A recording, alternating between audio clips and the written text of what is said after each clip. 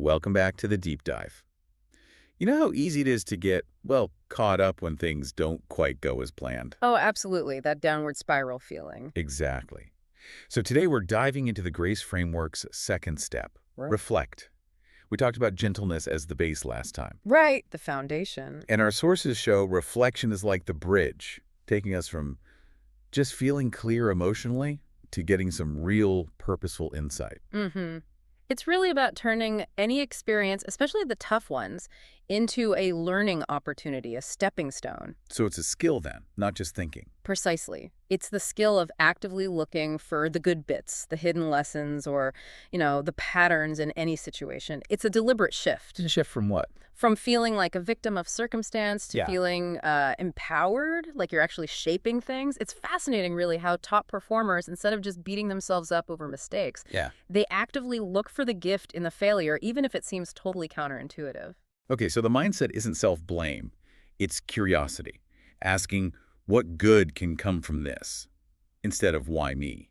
That's the core attitude, curiosity over criticism. How does that actually help us figure out our goals, though? Both like personal and professional. Well, it works on a couple of levels. Short term, reflecting helps you look at your daily choices, your immediate reactions, like, why did I snap then? Okay. But over time, and this is where it gets really powerful, it shows you recurring patterns where you thrive, maybe where you accidentally shoot yourself in the foot. Uh-huh. Self-sabotage. Exactly. Or just areas where you're, overdue for some growth. Think about that banker example. Right, the metrics. Not just the numbers, but reflecting on, say, a moment of tension with a client, or feeling really proud after a negotiation, or even that nagging doubt about a strategy. Those specific feelings. Yeah.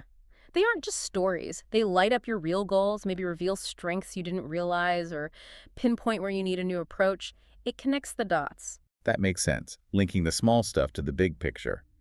But reflection sounds very internal. Is it just about me looking inwards? What about when other people are involved? Great question. And no, true reflection, based on our research, really requires you almost to step into everyone else's shoes. Okay. That sounds potentially uncomfortable. It can be, but it's amazing how quickly it dissolves defensiveness. And it builds genuine empathy. You start asking, okay, what might they have experienced here? Or what part of this am I just not seeing? Seeing the blind spots. Exactly. And also asking, how is this going to look in 5 years?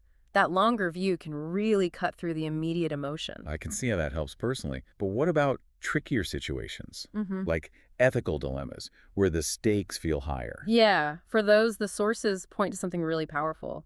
The golden rule test, basically asking, what if everyone did this? Okay. Universalizing it. Right, so imagine you're tempted to take all the credit for something your team or even just one colleague helped with. Yeah. Apply that test. What if everyone took credit for others' work? Suddenly, the moral side becomes much clearer. It pushes you towards awareness, towards owning your actions. Ethical clarity. Simple but effective. It really is. Yeah. Okay, that's a great mental tool. Are there other, maybe more structured ways to practice reflection, make it a bit easier? Yes, definitely. There's a handy acronym that came up, LENS. It gives you a clear step-by-step way to reflect. LENS. Okay. Okay, what does it stand for? So L is look back, what actually happened, just the objective facts. Okay, just what happened. E is explore. What feelings came up for you? What patterns, what beliefs were triggered? Dive into your internal reaction. Explore the inside stuff. Got it. N is name insights. What's the lesson here? What is this teaching you? The key takeaway. Find the learning. And S is shift perspective. How might others see it? And importantly, what's a wiser view you could take moving forward? Look back, explore, name insight, shift perspective. LENS. I like that.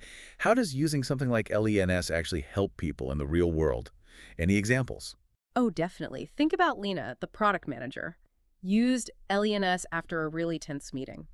She looked back at how she always avoided conflict, explored her fear of negative feedback, named the insight that her avoidance was actually stopping her team from speaking up, creating polite stagnation. Shifting perspective helped her see the need for clear conflict rules, which actually boosted innovation. Or aid the student. Used LENS to figure out mornings were his peak focus time, total game changer for his studies. Wow. So in both cases, it wasn't about judging themselves. Not at all. It was about clear-eyed insight, seeing clearly through reflection. That really highlights how reflection turns problems into, Correct. well, into growth. Yeah. So for you listening right now, when things get tough, do you actually pause and learn or just move on? Yeah, can you name one specific thing you learned from a recent challenge? And can you reflect without that wave of guilt or shame washing over you? Really important questions. They are. So maybe a small action challenge for tonight. Just grab a notebook or even just pause for a few minutes and use LENS on one thing, just one moment that bothered you today. See what comes up. Because reflection really does transform things. It swaps out criticism for curiosity, panic for perspective. That simple question, what insight can I take from this? It sounds small, but it can honestly reshape your life. It's the key to turning raw experience into wisdom, isn't it? Absolutely. And next time, we're going to build on this. We'll dive into the next step in grace, accountability. That's where reflection meets responsibility. Looking forward to it. See you next time on The Deep Dive.